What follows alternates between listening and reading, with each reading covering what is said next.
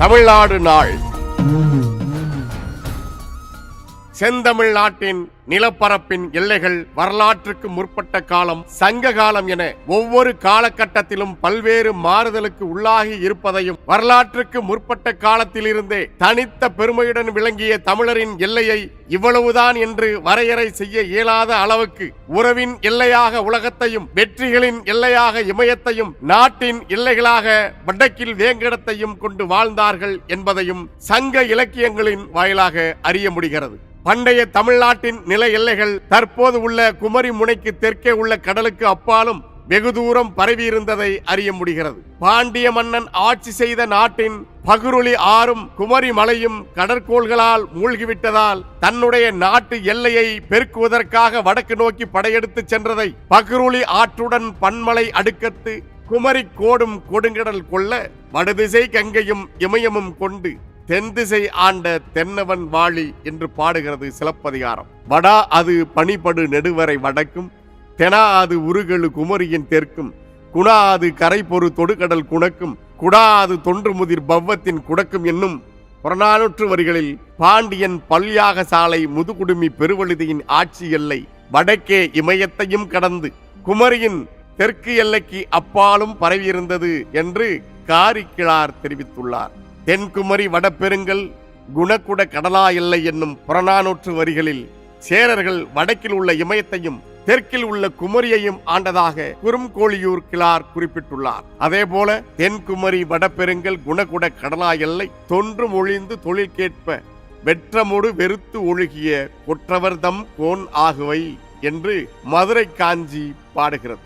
அதன் வாயிலாக பாண்டியன் நெடுஞ்செழியன் ஆட்சி எல்லையை மாங்குடி மருதனார் குறித்துள்ளார். சங்க காலத்தில் தமிழ்நாட்டை தமிழ் மன்னர்கள் ஆட்சி செய்த பிறகு சில நூற்றாண்டுகள் அயலார் ஆட்சி செய்துள்ளனர். 9ஆம் நூற்றாண்டில் மீண்டும் தமிழ் அரசாகிய சோழர்களின் ஆட்சி தமிழர் நாட்டில் எழுச்சி பெற்றது. 12ஆம் நூற்றாண்டு வரை சிறப்புடன் விளங்கிய சோழர்கள் காலத்தில் அவர்களின் ஆட்சி எல்லை தென்னாடுக்கும் அப்பால் இந்தியா முழுமைக்கும் பறந்து விரிந்துள்ளது. தெற்காசியா முழுமைக்கும் சோழ பேரரசை அவர்கள் நிறுவினார்கள். அதன் பிறகு மாலிகாப்பூர் படையெடுப்பு, விஜயநகர மன்னர்களின் ஆட்சி, நாயக்கர்களின் ஆட்சி என்று தமிழ்நாட்டில் தமிழர் அல்லாதார் ஆட்சி நடைபெற்றது. நாயக்க மன்னர்கள் தெலுங்கை தாய்மொழியாக கொண்டவர்கள் என்பதால் அவர்களின் ஆட்சி காலத்தில் தெலுங்கு மக்கள் தமிழ்நாட்டின் தென்கோடி வரை குடியேறி இருக்கிறார்கள். நாயக்கர்கள் ஆட்சிக்கு பிறகு ஆங்கிலேயர் ஆட்சி வரை தெலுங்கு மொழி பேசுவோரே பல இடங்களில் பாளையக்காரர்களாகவும் குறுநில ஆட்சியாளர்களாகவும் நிலக்கிழார்களாகவும் இருந்துள்ளனர். ஆங்கிலேயர்கள் தங்களின் ஆட்சி வசதிக்காக இந்தியாவை ஒரே நாடாக ஆக்கினார்கள்.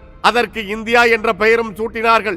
இந்தியா முழுவதும் கூட்டாட்சி நிலை பெற்றிருக்க வேண்டுமானால் மாநிலங்கள் மொழி அடிப்படையில் பிரிக்கப்பட்டு அந்தந்த மாநிலங்களின் ஆட்சி நிர்வாகத்தை அந்த மாநில மக்களே நடத்த வேண்டும் என்று அறிஞர்கள் எண்ணினார்கள். இந்திய விடுதலைக்கு பிறகு இந்த எண்ணம் நாடெங்கும் பேரெழுச்சி கொண்டது. பல்வேறு மாகாணங்களாக இருந்த இந்திய பகுதிகளில் பல மொழி பேசும் மக்கள் வாழ்ந்து வந்தனர். ஒவ்வொரு மொழி பேசும் மக்களும் தங்கள் மொழி சார்ந்த மாநிலங்களை அமைக்க விரும்பினார்கள். கிபி 1918ஆம் ஆண்டு வெளியிடப்பட்ட மாண்டேகு செம்சுபோர்டு அறிக்கையில் அவரவர் மொழிக்கு ஏற்ப மாநிலங்கள் அமைக்கப்பட வேண்டும் என்று வலியுறுத்தப்பட்டது. கிபி 1930ஆம் ஆண்டு வெளியான சைமன் கமிஷன் அறிக்கையும் மொழிவழி மாநிலங்கள் அமைக்கப்பட வேண்டும் என்று வலியுறுத்தியது. ஆங்கிலேயர் ஆட்சி காலம் முதல் இந்திய விடுதலைக்கு பிறகு கிபி 1953ஆம் ஆண்டு வரை தமிழ்நாடு சென்னை மாகாணத்தின் ஒரு பகுதியாக இருந்தது. ஆந்திராவின் பகுதிகளும் மலபார் மாவட்டமும் தென் கன்னட பகுதிகள் போன்றவையும் சென்னை மாகாணத்தோடு இணைக்கப்பட்டிருந்தன. 1920ஆம் ஆண்டிலிருந்தே தனி ஆந்திர மாநிலம் வேண்டுமென தெலுங்கர்கள் குரல் கொடுக்க தொடங்கினார்கள். தங்களுக்கென்று தனியாக ஒரு மாநிலம் இருந்தால் தங்கள் மொழி, பண்பாடு, கலை ஆகியவற்றை வளர்த்து முன்னேற முடியும் என்று அவர்கள் கருதினார்கள். அதற்காக ஆந்திர மகாசபை என்ற ஒரு அமைப்பையும் நிறுவினார்கள். கட்சி வேறுபாடின்றி அனைத்து ஆந்திர மக்களும் இதில் ஒற்றுமையாக இருந்தார்கள். அதைப் போலவே 3 நிலப்பிரிவுகளில் பிரிந்து கிடந்த மலையாளிகள் திருவிதாங்கூர், கொச்சி, மலபார் மாவட்டம் ஆகிய 3 பகுதிகளையும் ஒன்றாக இணைத்து ஐக்கிய கேரள மாநிலம் அமைக்க வேண்டும் என்று கேரள சமாஜம் என்ற அமைப்பை ஏற்படுத்தி கட்சி வேறுபாடு இல்லாமல் குரல் கொடுத்தார்கள். கிபி 1953ஆம் ஆண்டு சென்னை மாகாணத்திலிருந்து ஆந்திரா பிரிந்தது. கிபி 1956ஆம் ஆண்டு மலபார் மாவட்டம் பிரிந்து கேரளாவில் இணைக்கப்பட்டது. தென் கன்னட மாவட்டம் பிரிக்கப்பட்டு கர்நாடகத்துடன் சேர்க்கப்பட்டது. இப்படி அவர்கள் பிரிந்து செல்லும் போது தமிழர் பகுதிகள் பலவற்றையும் பறித்து கொண்டு போனார்கள். திருவிதாங்கூர் சமஸ்தானத்தில் இருந்து தமிழ் பகுதிகளான நெய்யாற்றங்கரை, நெடுமங்காடு, தேவிக்குளம், பீர்மேடு போன்ற பகுதிகள் பறிபோயின. மலபார் மாவட்டத்தில் இருந்த பாலக்காடும் கொல்லங்கோடு வனப்பகுதியும் பறிகொடுக்கப்பட்டது. கொள்ளைகாலம் வட்டத்தின் தென்பகுதியையும் கன்னடர்கள் பறித்து கொண்டு போனார்கள். 1000 ஆண்டுகளுக்கு மேலாக தமிழர்களின் பகுதியாக தொடர்ந்து விளங்கி வந்த கோலார், தங்கவயல், பெங்களூர் நகர பகுதி போன்றவற்றின் மீதும் தமிழ்நாட்டு அரசியல் கட்சி தலைவர்கள் உரிமை கொண்டாட தவறியதால் நாம் அவற்றை இழந்தோம். சங்க காலம் முதல் நமது வட எல்லையாக இருந்த வேங்கடத்தை ஆந்திரர்கள் பறித்துக் கொண்டார்கள். ஆந்திராவை போலவே கேரளாவில் காங்கிரஸ் தலைவர் கேளப்பன், பிரஜா சோசலிஸ்ட் தலைவர் பட்டம் தானுபிள்ளை, கம்யூனிஸ்ட் கட்சி தலைவர் AK கோபாலன் ஆகியோர் கட்சி வேறுபாடுகளை கடந்து ஒன்றுபட்டு நின்றார்கள். டெல்லியில் பிரதமர் நேருவுக்கு நெருக்கமாக இருந்த VK கிருஷ்ணமேனன், வெளியுறவுத்துறை செயலாளராக இருந்த KPS மேனன், உள்துறை செயலாளராக இருந்த VP மேனன் மற்றும் டெல்லியில் இருந்த மலையாள தலைவர்களும் உயர் அதிகாரிகளும் கேரள மாநிலத்தை உருவாக்குவதிலும் தமிழ்நாட்டைச் சேர்ந்த பகுதிகளை பறித்து கேரளாவோடு இணைப்பதற்கும் முனைந்து செயல்பட்டார்கள். மாநிலங்களை சீரமைப்பதற்கு நீதிபதி பசல் அலி தலைமையில் கிபி 1953 ஆண்டு டிசம்பர் 22 நாள் ஒரு குழு அமைக்கப்பட்டது. NK குன்ஸ்ரு, KM பணிக்கர் ஆகியோர் அதன் உறுப்பினர்களாக நியமிக்கப்பட்டார்கள். இந்த குழு ஒவ்வொரு மாநிலத்திற்கும் சென்று அங்குள்ள நிலவரங்களை ஆய்வு செய்து தனது அறிக்கையை கிபி 1955 ஆண்டு செப்டம்பர் 30 நாளுக்குள் சமர்ப்பிக்க வேண்டும் என்று குறிப்பிடப்பட்டது. எல்லா மாநிலங்களுக்கும் சென்று அங்கே வாழும் மக்களின் கருத்தறிந்து முடிவெடுப்பதற்கு அந்த குழுவுக்கு முழு அதிகாரம் வழங்கப்பட்டிருந்தது.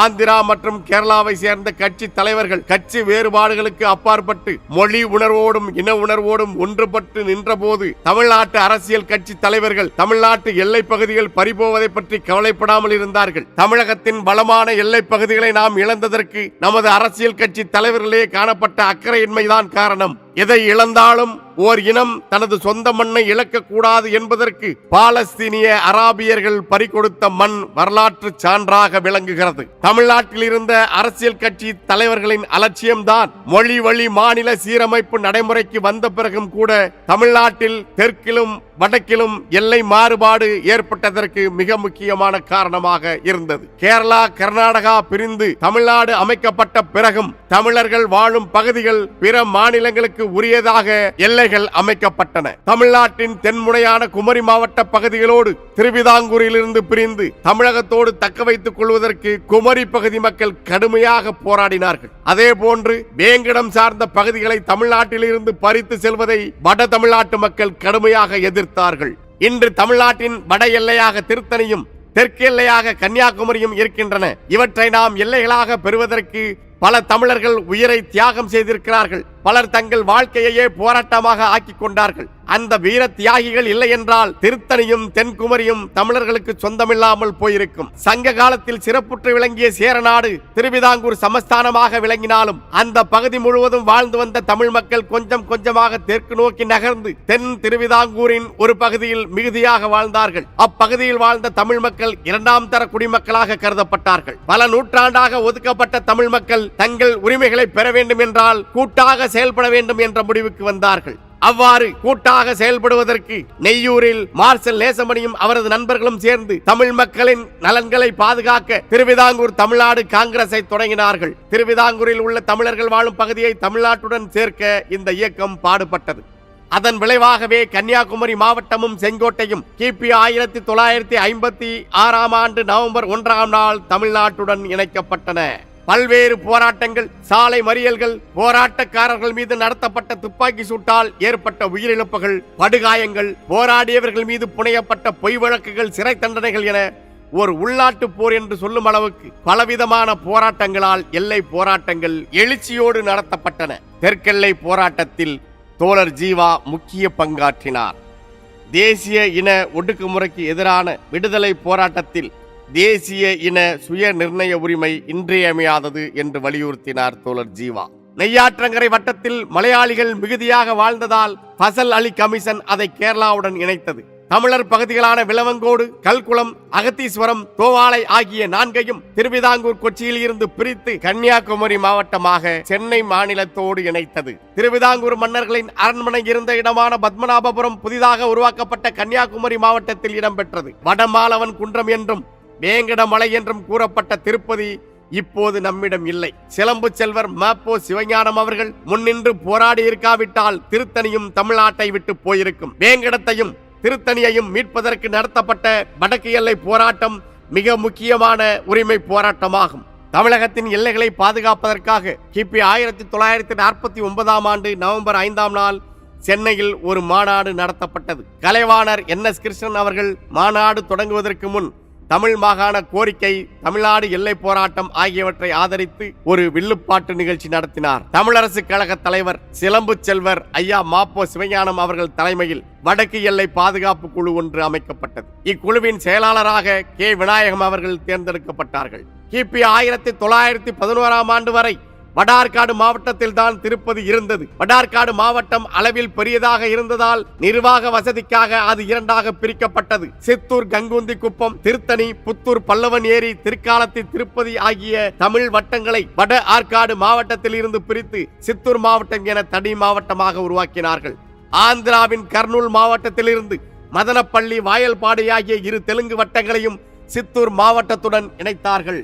சித்தூர் மாவட்டம் தனி மாவட்டமாக ஆக்கப்பட்ட பின்னரும் வேலூர் தான் தலைநகராக தொடர்ந்தது. வேலூர் தலைநகராக தொடர்ந்தவரை சித்தூர் மாவட்டம் தமிழ் மக்கள் மிகுதியாக வாழும் மாவட்டமாகவே இருந்தது. அதன் தலைநகரம் சித்தூர் நகருக்கு கொண்டு போகப்பட்ட பிறகு தமிழ் மக்கள் மிகுதியாக வாழ்ந்த பகுதிகளான சித்தூர், புத்தூர், திருக்காலத்தி முதலான பகுதிகளில் தெலுங்கு மக்கள் படிப்படியாக குடியேற தொடங்கினார்கள். சித்தூர் மாவட்டம் ஆந்திரர்களின் மாவட்டமாக அறிவிக்கப்பட்டது. நீதி கட்சி ஆட்சிக்கு வந்தபோது எல்லா முதலமைச்சர்களும் தெலுங்கர்களாகவே இருந்தார்கள். Panagal Raja, P. Munusamy Naidu, sir K V. Reddy, Koppili Raja போன்ற ஆந்திரர்கள் முதலமைச்சராக இருந்ததால் இம்மாவட்டத்தில் வாழ்ந்த தமிழர்கள் கொஞ்சம் கொஞ்சமாக தெலுங்கு மொழி பேசுபவர்களாக ஆக்கப்பட்டார்கள். இவ்வாறெல்லாம் பல்வேறு சூழ்ச்சிகளுக்கு இடையேதான் தமிழ்நாட்டின் நிலங்கள் எல்லாம் பறிக்கப்பட்டு அண்டை மாநிலங்களுடன் சேர்க்கப்பட்டு 1956 நவம்பர் 1 தமிழ்நாடு உருவானது. அதன் பிறகும் கூட வரலாற்றிலும் இலக்கியங்களிலும் தமிழ்நாடு என்று பெயர் பெற்ற நமது மாநிலம் மெட்ராஸ் ஸ்டேட் என்றே அழைக்கப்பட்டது. அந்த சமயத்தில் மெட்ராஸ் ஸ்டேட் என்பதை தமிழ்நாடு என பெயர் மாற்றம் செய்ய வேண்டும் என்று குரல்கள் பலமாக எழத் தொடங்கின. மெட்ராஸ் மாநிலம் என்கிற பெயருக்கு பதிலாக தமிழ்நாடு என்று பெயர் சூட்ட வேண்டும் என்று சட்டமன்றத்தில் பல கட்ட விவாதங்கள் நடத்தப்பட்டன. 1956 ஜூலை 27 தமிழ்நாடு பெயர் மாற்றத்திற்காக விருதுநகரில் சுதந்திர போராட்ட வீரர் நமது மதிப்புக்குரிய தாத்தா சங்கரலிங்க நாடார் அவர்கள் சாகும் வரை உண்ணாநிலை போராட்டத்தை தொடங்கினார்கள். தொடர்ந்து 76 நாள்கள் உண்ணாவிரதம் இருந்த அவர் பல தலைவர்கள் சந்தித்து உண்ணாநிலையை கைவிட கோரிய போதும் தனது கோரிக்கையில் உறுதியாக இருந்தார். தமிழ்நாட்டில் 3 பங்கு நிலம் பிற மாநிலங்கிட்ட பறிபோகுதே, இத கேட்க யாருமே இல்லையா? தமிழ்நாடு தமிழ்நாடு தமிழ்நாடு. இறுதியாக தமிழர்கள் வாழுகின்ற தமிழ் திரு நாட்டுக்கு தமிழ்நாடு என்று பெயர் சூட்ட வேண்டும் என்பதற்காக உண்ணாநிலை இருந்த நமது தாத்தா சங்கரலிங்க நாடார் அவர்கள் 1956 அக்டோபர் 13 தனது கோரிக்கைக்காக தனது இன்னுயிரை தந்தார். தமிழ்நாடு பெயர் மாற்றத்துக்கான போராட்டத்தில் ஐயாவின் தியாகம் மிகப்பெரிய திருப்பு முனையை ஏற்படுத்தியது. 1961 முதன்முறையாக இந்திய நாடாளுமன்றத்தில் மாநிலங்களவையில் சென்னை மாநிலத்துக்கு தமிழ்நாடு என்று பெயரிட வேண்டும் என்ற தீர்மானத்தை முன்மொழிந்தார் பொதுவுடைமை கட்சி தலைவர் பி. ராமமூர்த்தி அவர்கள். அதன் பிறகு 1967 ஜூலை 18 அன்றைய முதலமைச்சர் CN அண்ணாதுரை அவர்கள் தமிழ்நாடு பெயர் மாற்ற தீர்மானத்தை சட்டமன்றத்தில் முன்மொழிந்தார். தமிழ்நாடு பெயர் மாற்ற மசோதா 1968 நவம்பர் 23 நாடாளுமன்றத்தில் நிறைவேற்றப்பட்டு கிபி 1969 ஜனவரி 14 தமிழர் திருநாளாகிய பொங்கல் திருநாளில் நமது தாய் திருநாட்டுக்கு தமிழ்நாடு என்று பெயர் சூட்டப்பட்டது. தமிழ்நாடு மாநிலமாக உருவான நவம்பர் 1 தமிழ்நாடு நாளாக கொண்டாடுகின்ற இந்த வேளையில் தமிழ்நாட்டின் எல்லைகளை காப்பதற்காக போராடிய அனைவரின் நினைவை போற்றுவோம். தெற்கு எல்லை போராட்டத்தை தலைமையேற்று நடத்திய வணக்கத்துக்குரிய மார்ஷல் நேசமணி அவர்கள், சாம் நத்தானியல் அவர்கள், தோழர் ஜீவா அவர்கள், PS மணி அவர்கள், காந்திராமன் அவர்கள், வேலாயுதம் பிள்ளை அவர்கள், P சிதம்பரம் பிள்ளை அவர்கள், மார்க்கண்டேயன், RK ராம், குஞ்சன் நாடார், பொன்னப்ப நாடார், தானுலிங்க நாடார், சிதம்பரநாதன் நாடார், ராமசாமி பிள்ளை, ஏ அப்துல் ரசாக், அருளப்பன் நாடார், டி செல்வம், எஸ் சாண்டி, அந்தோணி மற்றும் வடக்கெல்லை காக்கும் போராட்டத்தில் தலைமையேற்று முன்னின்ற வணக்கத்துக்குரிய சிலம்பு செல்வர் தாத்தா மாப்போ சிவஞானம் அவர்கள், தளபதி கே விநாயகம் அவர்கள், மங்களம் கிழார் அவர்கள், தமிழ் தென்றல் திரு வி கல்யாண சுந்தரனார் அவர்கள், தமிழறிஞர் தேப்போ மீனாட்சி சுந்தரனார் அவர்கள், A Rasheed, Rangasamy Mudaliar, M Thirumalai Pillai, S Thiyagarajan, K Sadagopalachariar, Thanigai Subramaniam, Chinna Annamalai, கவிஞர் காமு ஷெரீப், கவிஞர் Vanambadi, K Kuppusamy, K Balasubramaniam, K Ramasamy, M Ezhumalai, N Venkatesan, R Shanmugam, திருமதி ஞான பூங்கோதை, திருமதி சரஸ்வதி பாண்டுரங்கம், சச்சிதானந்த பிள்ளை, பேராசிரியர் அன்பு கணபதி, கோமோ ஜனார்தனம், கன்னியப்பன் உள்ளிட்ட எல்லை மீட்பு போராட்ட தலைவர்களுக்கு நாம் தமிழர் கட்சியின் புகழ் வணக்கம். தெற்கு எல்லை காக்கும் உரிமை போராட்டத்தின் போது புதுக்கடை தொடுவெட்டியில் நடத்தப்பட்ட துப்பாக்கி சூட்டில் தமது இன்னுயிரை ஈந்த வணக்கத்துக்குரிய எல்லை போராளிகள் எம் முத்துசாமி நாயகம், என் குமரன் நாடார், பீர் முகமது, அருளப்பன் நாடார், பொன்னையா நாடார், என் செல்லப்பா பிள்ளை, எஸ் ராமையன் நாடார், ஸ்ரீ பப்பு பணிக்கர், எம் பாளையன் நாடார் ஆகியோருக்கு நாம் தமிழர் கட்சியின் வீர வணக்கம். தமிழ்நாடு மாநிலம் உருவான பிறகும் மெட்ராஸ் ஸ்டேட் என்று அழைக்கப்பட்டு வந்த நிலையில் தாய் தமிழ் நாட்டிற்கு தமிழ்நாடு என பெயர் வைக்க வேண்டும் என்பதற்காக 76 நாள்கள் உண்ணாநிலை இருந்து தமது இன்னுயிரை ஈகம் செய்த நமது போற்றுதலுக்குரிய தாத்தா தியாகி சங்கரலிங்க நாடார் அவர்களுக்கு நாம் தமிழர் கட்சியின் வீர வணக்கம்.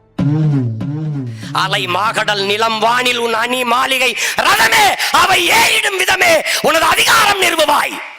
கொலை வாளினை எழலா மிக கொடியோர் செயல் அறவே, குகைவாள் ஒரு புலியே உயர் குணமேவிய தமிழா பண்ண பழகடா பச்சை படுகொலை, பைந்தமிழ் இனத்திற்கு உயிரடா விடுதலை, நறுமண சோலையில் நரிமுக விடமாட்டோம், நாம் தமிழர் என்று முரசறைவாய். தூங்கும் புலியை பறை கொண்டெழுப்பினோம், தூய தமிழரை தமிழ் கொண்டெழுப்பினோம், தீங்குரு பகைவர் இவன் என்று நீக்குவோம், செந்தமிழ் உணர்ச்சி வேல் கொண்டு தாக்குவோம். பண்டை பெரும்புகள் உடையோமா இல்லையா, பாருக்கு வீரத்தை சொன்னோமா இல்லையா, எண்டிசை வாய்மையால் ஆண்டோமா இல்லையா, எங்களுக்கு இங்குற்ற நைகளால் தொல்லையா, நறுக்குவோம் பகையின் வேர் சிறுத்தை பெருங்கூட்டம், நாம் தமிழர் என்று முரசறைவாய். குறுக்கில் முளைத்திட்ட அயலார் ஆட்சி கூண்டோட போயிற்று கொட்டடா முரசம், வெறிகொண்டு புகுமிந்த அயலார் ஆட்சி வேறற்று போயிற்று கொட்டடா முரசம். வந்தவரை எல்லாம் ஆள வைப்போம், அது எமது இனத்தின் பெருமை, இனியும் சொந்தவரை மட்டுமே ஆள வைப்போம், அது எமது இனத்தின் அடிப்படை அரசியல் உரிமை. தமிழ் தாய் வாழ்க, தலைவர் பிரபாகரன் வாழ்க, நாம் தமிழர்.